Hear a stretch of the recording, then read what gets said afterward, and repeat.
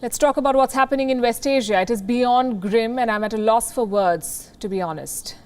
It's not easy to report on violence you see every day, let alone live it. And we can only try to imagine what people in this region are suffering. On this show, we have reported non-stop on the escalating fight between Israel and Hamas. And we have been showing you pictures from both sides, giving you insights into grim details. Why are we doing this? It is because we hope that soon we'll be able to come back to you and tell you that the exchange of fire is over, that people no longer have to run to bomb shelters, and that finally there is peace. Unfortunately, today is not that day. As we speak, fire rages on in West Asia. Can we call it a war? A fight to protect one's land? Is Hamas using Palestinians as human shields? Is Israel using disproportionate force? There are no clear answers to these questions except one. What's happening in West Asia is a humanitarian crisis. In the last 24 hours, a journalist has been killed. 2 foreign workers have lost their lives. Allow me to quickly recap the events for you. Airstrikes and rocket fire continued last night. Hamas fired rockets towards the Israeli cities of Ashdod, Ashkelon, and Shephelah. Israel roped in 52 aircraft, bombarded Gaza non-stop for 25 minutes. What you see is the video released by the Israeli Defense Forces, and they claim to have destroyed 9 rocket launchers and a tunnel system used by the Hamas.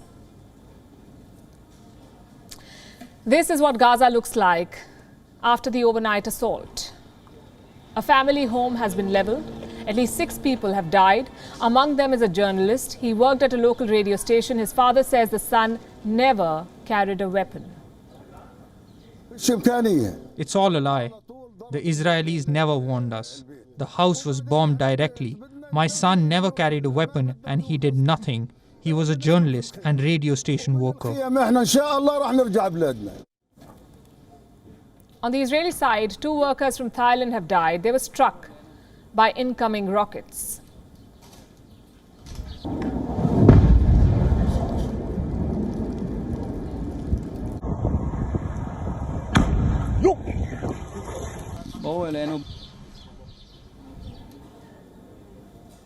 As we speak, new fronts have been opened. The fight spread to the Mediterranean this morning. This, what you see, is the Israeli Navy firing off the coast of Gaza. There is also a parallel offensive online. Rockets are being fired on social media. Let me show you.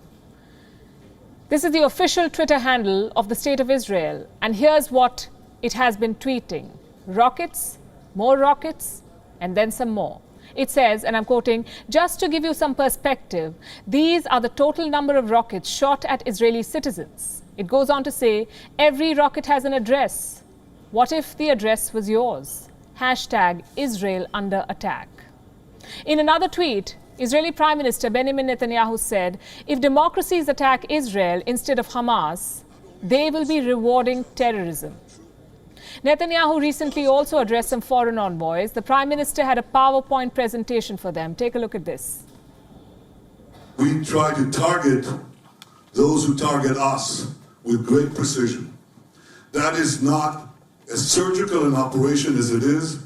Even in a surgical room in a hospital, you don't have the ability to prevent collateral damage around affected tissues.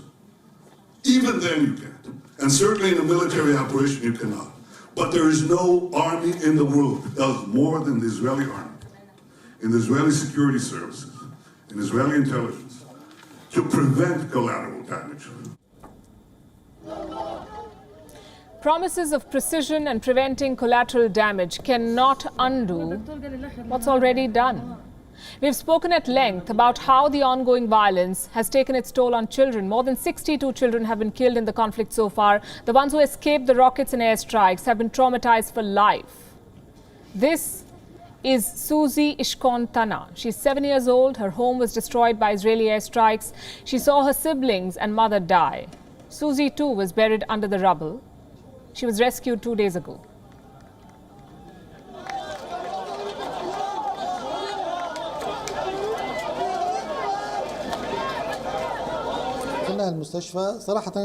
We admitted her into the hospital and really, she was still in shock. She is in shock all the time. She refuses to speak, to eat, or drink.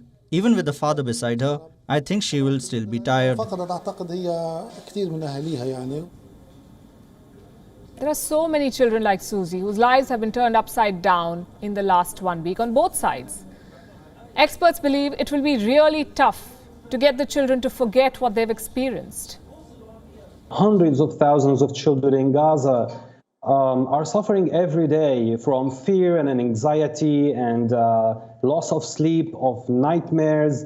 I'm seeing this also with my own children, with the sounds of explosions and what they see on TV and on the phones of what's happening around. The sounds of explosions are very loud. The children are not used to this. My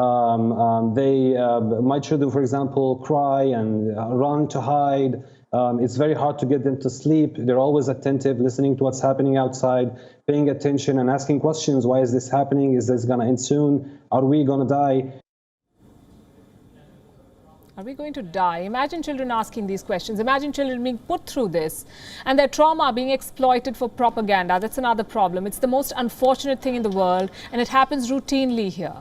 This is the fourth major conflict between Israel and Hamas, and it's the people who are once again paying the price for it. At least 231 people have died so far, 219 in Palestine, 12 in Israel, 58,000 Palestinians displaced. And as we speak, the Gaza Strip has no COVID testing labs. They had one facility. It's been damaged in an airstrike. The crisis gets worse with every passing day. But there's still hope. The two sides can still arrive at a ceasefire. Diplomatic efforts are on, not going very far so far. The United Nations General Assembly is expected to meet tomorrow to discuss this. The Biden administration has asked Israel to wind down its offensive. According to the latest, US President Joe Biden has told Netanyahu that he expects a quote-unquote significant de-escalation today on the path to a ceasefire. The European Union has called for a ceasefire, so has Canada. There are also countries like Egypt that are trying to broker truce through private channels. But how are Israel and Gaza responding to these calls for peace? In his latest address to the media and to these diplomats that he spoke to, Prime Minister Netanyahu made no mention of halting the airstrike. As for Hamas, one of its senior officials told the New York Times that the group has sought a ceasefire. He said Hamas will agree to a quote-unquote simultaneous and mutual ceasefire. Israel has denied this report, as has a faction of the Hamas. So in short, there is no peace in sight 10 days into this fighting. WION is now available in your country. Download the app now and get all the news on the move.